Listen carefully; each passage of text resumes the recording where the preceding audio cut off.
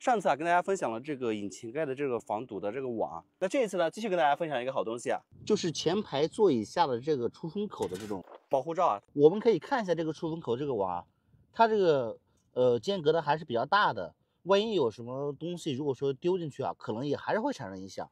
所以如果有这么一个网的话，它确实是能解决这个问题啊。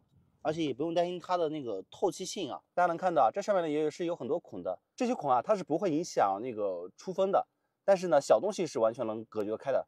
这个保护罩啊，它是有2种颜色的，分别是这个黑色跟银色，然后呢它都是这种不锈钢的材质。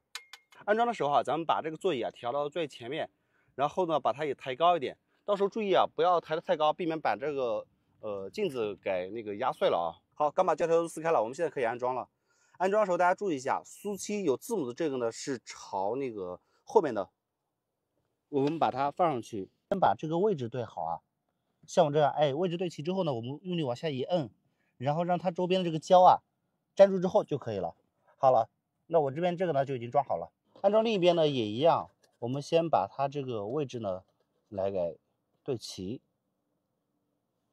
好，那相对齐之后，往下用力一摁，好了。它现在就已经固定住了，大家能看到我现在用力推，它也不会掉，那整个就已经装好了。大家如果对这个产品有需求啊，可以到我主页的橱窗看看。我们下期再见，拜拜。